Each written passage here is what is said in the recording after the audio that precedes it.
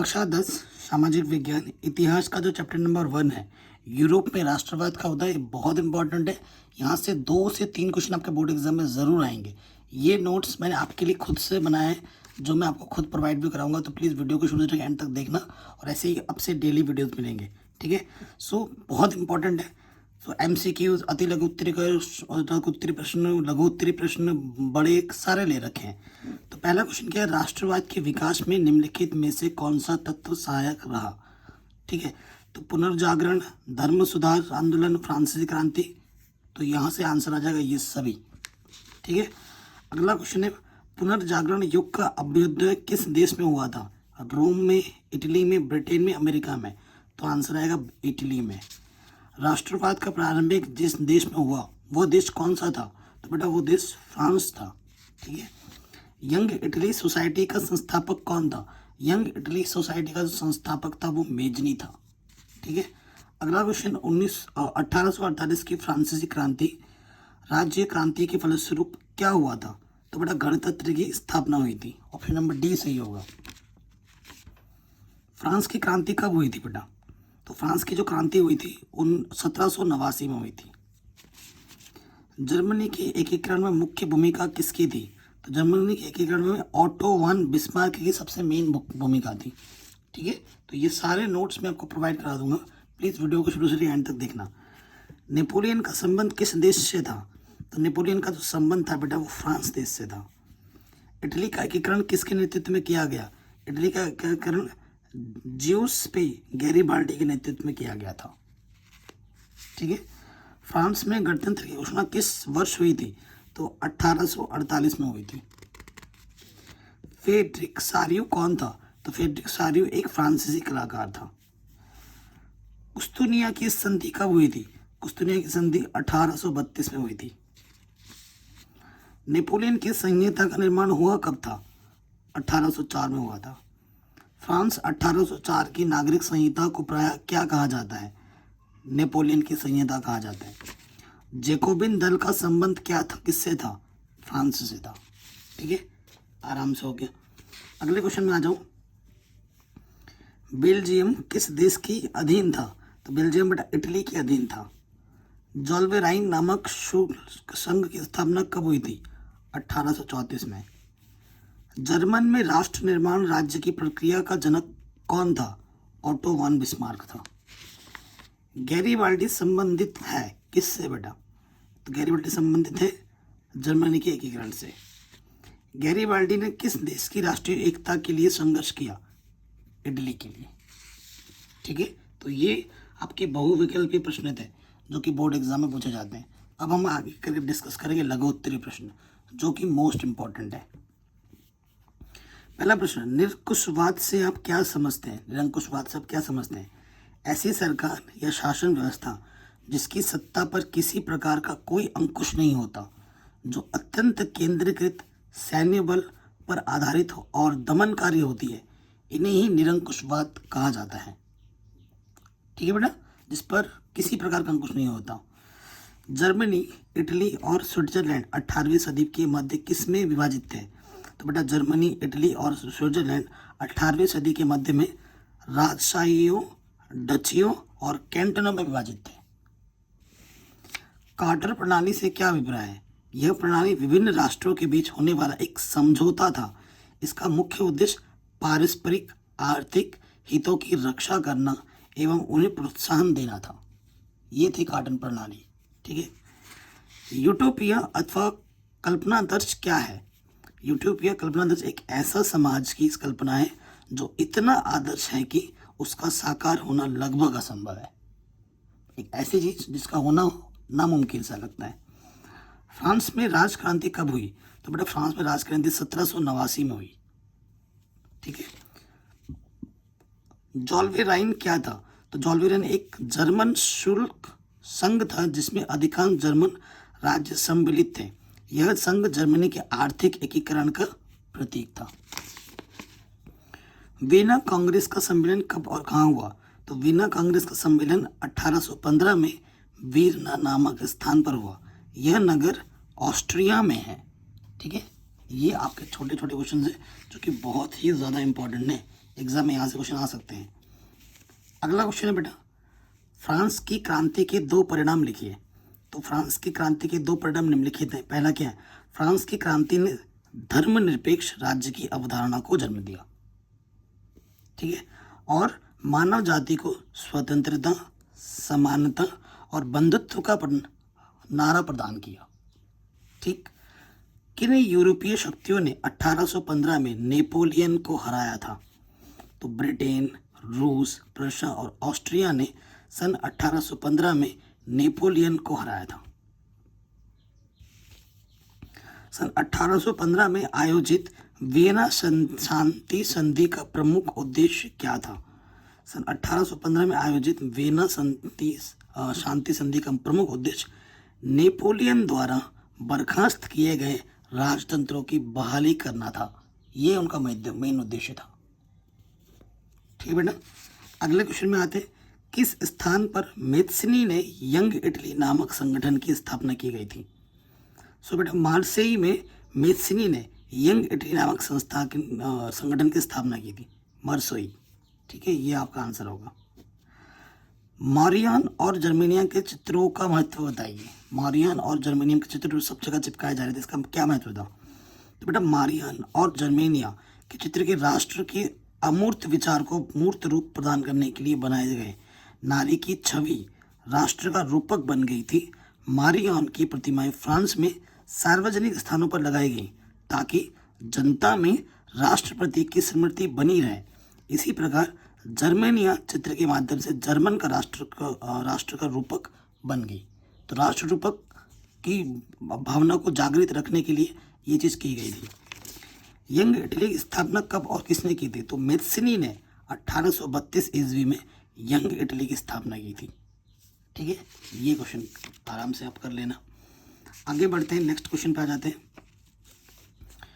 कुछ क्वेश्चन है, अर्नेस्ट रेनन कौन थे? उसने राष्ट्र की व्याख्या कैसे की? तो बेटा, अर्नेस्ट रेनन एक फ्रांसीसी दार्शनिक था। उसने सन 1882 में सोर्बन विश्वविद्यालय में एक व्याख्यान में राष्ट्र के सही अर्थ को स्पष्ट किया। राष्ट्र समान भाषा, नस्ल, धर्म या क्षेत्र तक ही सीमित नहीं है। एक राष्ट्र लंबे प्रयासों, त्याग और निष्ठा का चरम बिंदु होता है, जिसमें गौरवशाली अतीत, महान पुरुषों के नाम और योगदान शामिल होते हैं। तब इन सब त्यागों, इन सब चीज़ों से मिलकर एक राष्ट्र का निर्माण होता है। उन्होंने ये बताया, जो कि वास्तविकता में सच है। इटली का राष्ट्र एकीकरण कब पूरा हुआ? 20 सितंबर 1870 ईस्वी में इटली का राष्ट्र एकीकरण पूरा हुआ था। ठीक है, यूनाइटेड किंगडम का गठन कब हुआ? तो सन 1707 ईस्वी में United kingdom of great Britain Ireland का गठन हुआ था। ठीक है, इटली के एकीकरण में महत्वपूर्ण भूमिका निभाने वाले 3 नेताओं के नाम लिखिए। तो बेटा, 3 नेताओं के नाम थे Giuseppe Mazzini, count Camillo di Cavour and Garibaldi. ये 3 बहुत पावरफुल नेता थे, इन्हीं की वजह से ऐसा हो पाया। अब हम पढ़ेंगे लघु उत्तरीय प्रश्न, ठीक है, जो कि बोर्ड एग्जाम में इम्पोर्टेंट है। कह रहे जर्मनी का एकीकरण कब और कैसे हुआ? तो बहुत शानदार क्वेश्चन है। कह रहे बिस्मार्क जर्मनी के महान पुत्रों में से एक था। जर्मनी के एकीकरण में बिस्मार्क का महत्वपूर्ण योगदान था। इसे जर्मनी के एकीकरण का जनक भी कहा जाता है।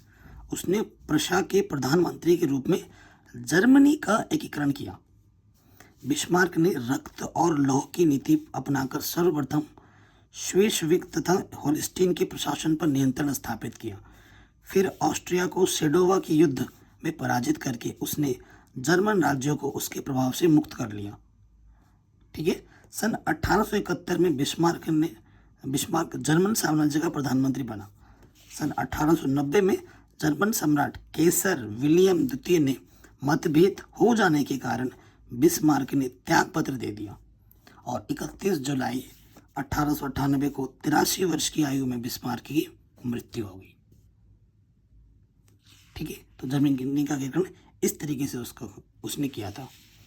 अगला क्वेश्चन जो बहुत ही इंपॉर्टेंट है, वह यूरोप ने महाद्वीप की शक्तिशाली कुलीन वर्ग की प्रमुख विशेषताओं को लिखिए।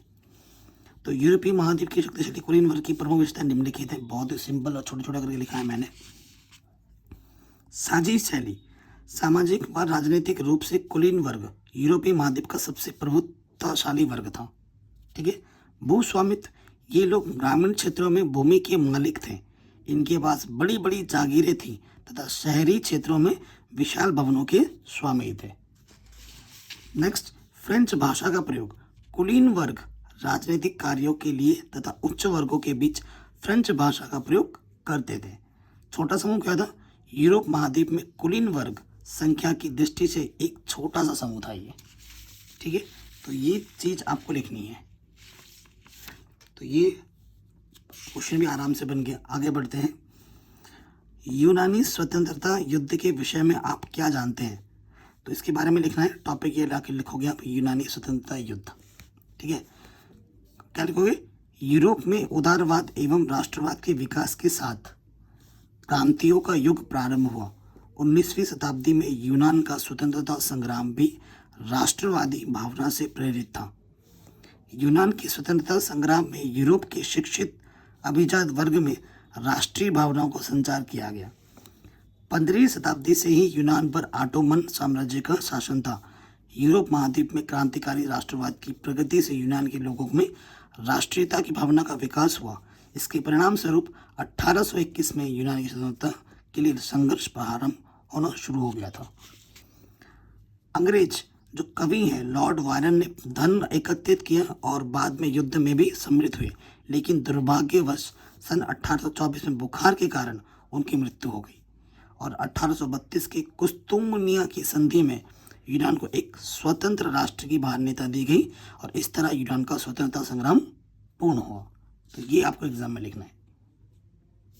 ठीक है, अगला क्वेश्चन है 1804 की नेपोलियन नागरिक संहिता का एक विवरण दीजिए। तो क्या है? 1804 की नागरिक संहिता, जिसे साधारणतः नेपोलियन की संहिता के नाम से जाना जाता है, ठीक है, ने जन्म पर आधारित विशेषाधिकार समाप्त कर दिए थे। उसने कानून के समक्ष बराबरी और संपत्ति के अधिकार को सुरक्षित बनाया। इस संहिता को फ्रांसीसी नियंत्रण के अधीन क्षेत्रों में भी लागू किया गया। डच गणतंत्र, स्विट्जरलैंड, इटली और जर्मनी में नेपोलियन ने प्रशासनिक विभाजनों को सरल बनाया, सामंती व्यवस्था को समाप्त किया और किसानों को भू दासत्व और जागीरदारी शुल्कों से मुक्ति दिलाई। शहरों में भी कारीगरों की श्रेणी संघों के नियंत्रणों को हटा दिया गया। यातायात और संचार व्यवस्थाओं को सुधारा गया। ठीक है, तो ये सब चीजें वहां पर अप्लाई की गई। आगे बढ़ते हैं। यूरोप में राष्ट्रवाद के विकास में संस्कृति का क्या योगदान था? तो बेटा इसमें क्या लिखोगे? रोमानीवाद एक ऐसा सांस्कृतिक आंदोलन था जो विशिष्ट प्रकार की राष्ट्रीय भावना का विकास करना चाहता था। क्षेत्रीय बोलियां राष्ट्र निर्माण में महत्वपूर्ण भूमिका निभा करती हैं, क्योंकि यही यथार्थ रूप से आधुनिक राष्ट्रवादियों के संदेश को अधिक से अधिक लोगों तक पहुंचाती थी, जो अधिकांशतः निरक्षर होते थे। अब बेटे तुम्हारे यहाँ के लोग अगर पढ़े लिखे नहीं हैं, अगर वो लोग पूर्विया या पहाड़ी समझते तो उसी भाषा में ही तो प्रयोग करोगे, तभी तो ज़्यादा समझ पाएंगे। अब उनको इंग्लिश नहीं आती, तुम इंग्लिश में लेक्चर झाड़ोगे, कुछ भी पढ़ने नहीं पड़ेगा। तो वही चीज़ है। संगीत ने भी राष्ट्रवाद में योगदान किया।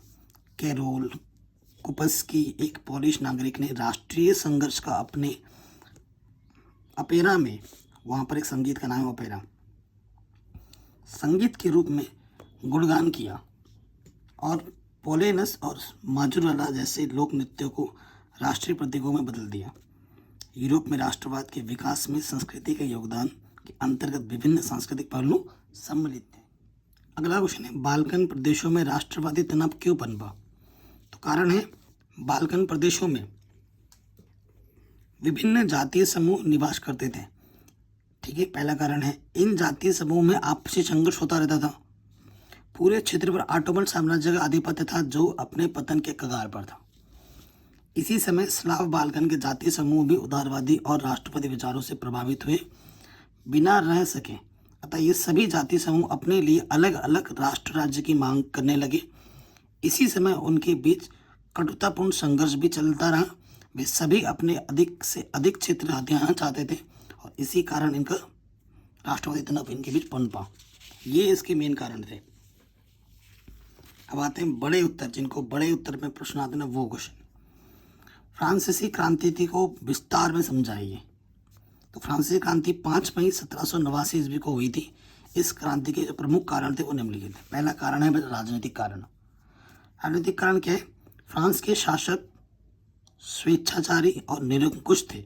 वे राजा के दैवी अधिकारियों के सिद्धांत में विश्वास करते थे, अतः वे प्रजा के सुख दुख हित की कोई चिंता न करके अपनी इच्छा अनुसार कार्य करते थे। वे जनता पर नए नए कर लगाते रहते थे और कर के रूप में वसूले गए धन को मनमान्य ढंग से विलासिता मतलब अय्याशी में खर्च करते थे। सामाजिक कारण क्या था? पहला था बेटा पादरी वर्ग।